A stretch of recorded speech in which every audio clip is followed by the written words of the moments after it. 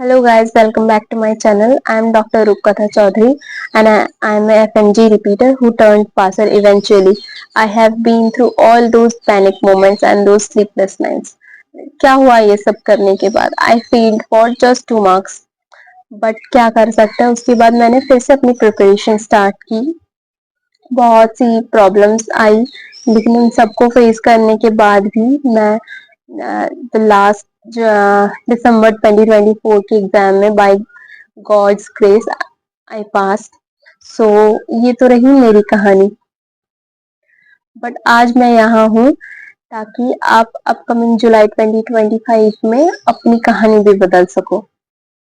So let's talk about कि अब form आने वाला है किसी भी दिन। हाँ, आई नो आप सब में से बहुत लोग पैनिक होंगे इस बात को भी लेके कि अभी तक डेट नहीं आई कंफर्म, फॉर्म क्यों नहीं आया। सो उन सब को मैं कहूंगी जस्ट वेट। आपके पैनिक करने से कुछ नहीं होगा, वो तभी सब कुछ करेंगे जब उनको करना होगा। सो तब तक आप अपनी पढ़ाई करते रहो, वो आपको डेट भी देंगे, फॉर्म भी देंगे, सब कुछ होगा। और जैसे कि मैं गौतम नगर में रही हूँ दिल्ली में। सो आई नो बहुत से लोग वहां से भी मुझे देख रहे होंगे। सो आप सबको मैं कहूंगी, स्पेशली जो फर्स्ट टाइम दे रहे हो एग्जाम, उन सबको मैं कहूंगी जब डेट आएगी, गौतम नगर में एक ट्रेंड है कि वहां पे लोग लाइन लगाते हैं फॉर्म फिल करने के लिए कैफेज के बाहर। सो फॉर्म आप खुद भी बहुत इजीली आप फिल कर सकते हो। मैंने अपना फॉर्म हमेशा खुद ही भरा था, कभी भी। हाँ, फर्स्ट टाइम ना कैफे में जाके मैंने भरा था, लेकिन उसमें भी हर चीज मैंने खुद ही फिल की थी। बस ये था कि कैफे में लैपटॉप था तो वहां से मैंने किया था, बस इतना ही डिफरेंस था। पूरा पूरा दिन लाइन लगा लेते हैं, रात तक फॉर्म फिलिंग चलती रहती है, तो इससे आपका ही टाइम वेस्ट होगा। Please try to understand that thing और इसको आप अवॉइड करो। आपके खुद के पास लैपटॉप है तो बहुत अच्छी बात है, you can fill your form by yourself. अगर आईपैड भी है तो भी आप कर सकते हो। मैंने लास्ट टाइम जो दिसंबर में एग्जाम हुआ, वो मैंने अपने आईपैड से फॉर्म फिल करके ही दिया था। तो हो जाता है, हर चीज हो जाता है। आप सब वेल एजुकेटेड हो, क्यों नहीं एक फॉर्म नहीं फिल कर सकते? आप बहुत इजीली कर सकते हो, don't worry about that thing.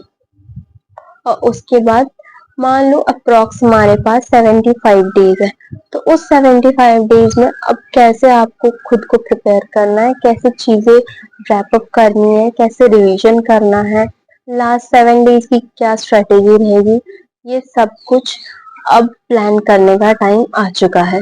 Let's talk about कि फर्स्ट 30 डेज में हमको खुद को कैसे प्लान करना है। आई नो मैं कह रही हूँ कि 30 डेज में हमें 19 सब्जेक्ट्स करने हैं, बट ये हमारा पहला रिवीजन होगा। तो हम ऐसे करेंगे कि जो बड़े सब्जेक्ट्स हैं, जैसे हमारे medicine, OBGY, PSM, patho, pharma, surgery, इनको हम 3 3 दिन लेंगे, 3 days for all these subjects. Okay.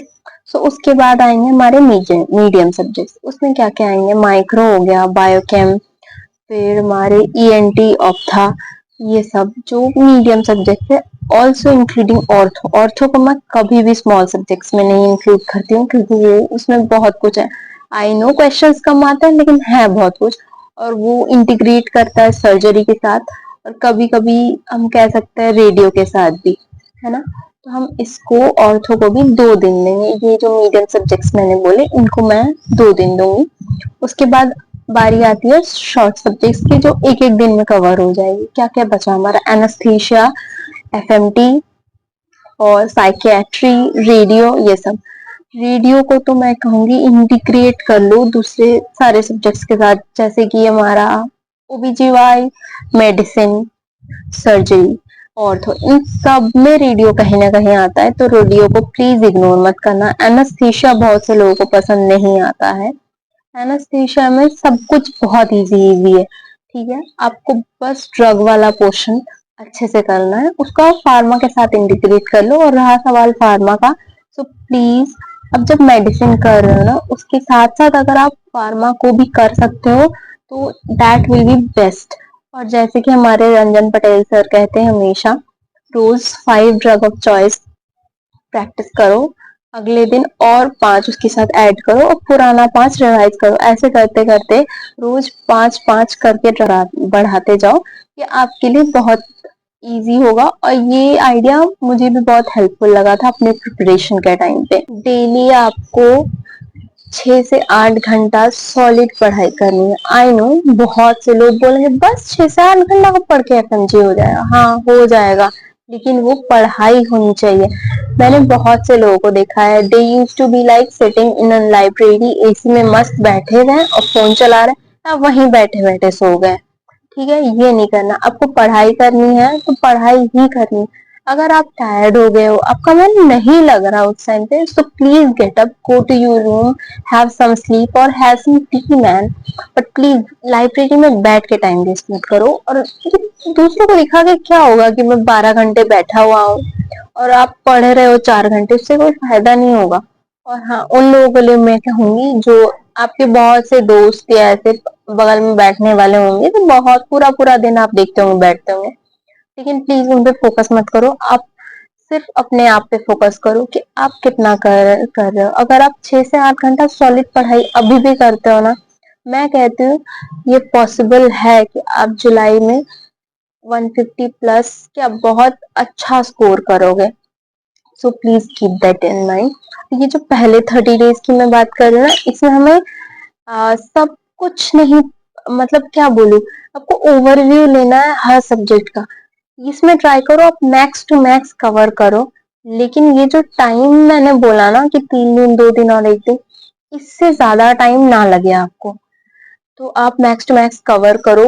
रोज 6 से 8 घंटा पढ़ो और इसमें से रोज 1 घंटा आप रखो एमसीक्यू प्रैक्टिस के लिए। ये जो 30 डेज है, इसमें आपको ओवरव्यू लेना है हर सब्जेक्ट का। इसमें आपके एमसीक्यूज भी गलत होंगे, but no need to panic at all. तो आप एमसीक्यूज प्रैक्टिस करो, नोट्स को रिवाइज करो और हाँ, पीवाईटीज पे फोकस करना है हमको इसके बाद। ओके, अब अभी एमसीक्यूज प्रैक्टिस करते जाओ। कहाँ आपकी गलती हो रही है, अब वो चीज क्यों गलत हो रहा है, आप अभी करो। अभी भी आपके पास टाइम है। अगर हम अभी भी 75 डेज का टारगेट लेके चले तो भी पॉसिबल है इसको क्रैक करना। अब हम करेंगे राउंड 2 की रिवीजन प्लान। अब इसमें आपको क्या करना, आपने राउंड 1 में एमसीक्यूज प्रैक्टिस की है, जिससे आपको पता चल गया होगा कि पर सब्जेक्ट में आपका वीक एरिया कौन सा है, कहाँ आपके क्वेश्चन ज्यादा गलत हो रहे हैं, चाहे वो सिली मिस्टेक हो, चाहे आप कॉन्सेप्ट भूल जा रहे हो या कोई डेटा भूल जा रहे हो। वो चीजें अब जब फर्स्ट टाइम रिवीजन प्लान करो तब वो चीजें आप प्लीज नोट करो एक कॉपी में, तो सेकेंड रिवीजन में आपको हेल्प मिलेगी। तो इसके बाद ये जो सेकेंड रिवीजन है, इसमें we will mainly focus on PYTs not PYQs, क्योंकि अब एफएमजी वैसा नहीं रह गया है कि आपका जो पीवाईक्यू था वही उठा के दे देंगे। देते हैं, ऐसा नहीं है वो नहीं देते, बट मोस्टली वो पीवाईटीज होते हैं। So we will focus on PYTs in round 2 revision plan. Round 2 में हम ऐसा करेंगे कि मॉर्निंग में हम नोट्स पढ़ेंगे और इवनिंग में हम एमसीक्यूज प्रैक्टिस करेंगे। उसके बाद जब हम एमसीक्यूज प्रैक्टिस कर लेंगे, उसके बाद हम उसके एक्सप्लेनेशन पे ध्यान देंगे, कौन सी चीज हमारी क्यों गलत हो रही है वो देखेंगे। एमसीक्यू हम कभी भी प्रैक्टिस करें, मेन फोकस हमारा रहना चाहिए एक्सप्लेनेशन पे। सो कोशिश करो हर हफ्ते में एक मॉक देने को, और अब हफ्ते में एक मॉक दोगे तो वो एनफ होगा। सो अब बात करते हैं लास्ट 15 डेज की स्ट्रेटेजी के लिए। इसमें हमें कुछ ज्यादा नहीं करना है। ट्राई करो हर थर्ड डे पे एक ग्रैंड टेस्ट दो और बाकी टाइम क्या करो कि बस नोट्स को पढ़ना है। लास्ट 15 डेज में कोई नया टॉपिक नहीं, कोई कुछ भी नया नहीं, जो आप अब तक पढ़े हो बस उसको आंख बंद करके उसको ही याद करते रहो। ग्रांटेज दो हर थर्ड डे पे और उसको एनालाइज भी करो। जिस दिन आप ग्रांटेज दे रहे हो वो दिन आप रखो पूरा का पूरा ग्रांटेज के लिए। ग्रांटेज दोगे, टाइमर सेट तो आपका रहेगा ही। उसके बाद जब टेस्ट खत्म हो जाएगा थोड़ा आराम करो, चाय वाय पियो। उसके बाद आप उसको एनालाइज करो, आपकी कहाँ गलती हुई है, क्यों गलत हुआ है, एक्सप्लेनेशन लिखो, हर चीज करो। मैं हमेशा बोलूंगी एमसीक्यू प्रैक्टिस करो, चाहे मॉक दो चाहे प्रैक्टिस दो, एक्सप्लेनेशन पढ़ना इज मस्ट। कहीं भी कंफ्यूजन हो तो टीचर से पूछो या किसी सीनियर से पूछो, लेकिन कंफ्यूजन अपने अंदर मत रखो। हमारे पास है 75 डेज, यही मेन टाइम है जिसमें हम अपना गेम पलट सकते हैं। और लास्ट के जो 7 डेज होता है ना, उसमें बहुत ज्यादा पैनिक हो जाता है, मतलब मैं खुद भी हुई थी, हमेशा होती थी। उसमें क्या होता है, पढ़ने का एकदम नहीं मन करता कभी भी, क्योंकि जो आप लास्ट 6 मंथ से पढ़े रहे ना, वो पता नहीं वो हफ्ते के 1 हफ्ते में क्या हो जाता है, पढ़ने का मन एकदम नहीं करता है। तो आपको अपने आप को थोड़ा समझाना है। मैं क्या करती थी पर्सनली, मैं गाना सुनती थी, और गाना सुनते सुनते मैं पढ़ाई करती थी। दोनों कान में ईयरफोन्स होता था, मेरा फेवरेट सॉन्ग उसमें चलता रहता था और मैं पढ़ाई करती थी। देखो, लाइब्रेरी में भी बहुत से लोग आपके पास आएंगे, बोले यार पढ़ने का मन नहीं कर रहा, चल थोड़ा घूम के आते हैं। उनको बोलो आप अभी जाओ, मेरा अभी मन नहीं है, मैं थोड़ी देर में आती हूँ, या कुछ भी एक बहाना देके उसको टालो। अब I know they are your friends, but यार अगर आप किसी और का मन नहीं कर रहा, आई अंडरस्टैंड, लेकिन इसका मतलब ये नहीं है कि आप भी उठ के उसके साथ चले जाओ कि उसका मन नहीं कर रहा। तो आपका जब मन कर रहा आप पढ़ो, ना खुद को डिस्टर्ब होने दो, ना किसी और को डिस्टर्ब करो। लास्ट के 1 हफ्ते मन नहीं करेगा, लेकिन फिर भी पढ़ना पड़ेगा, ठीक है।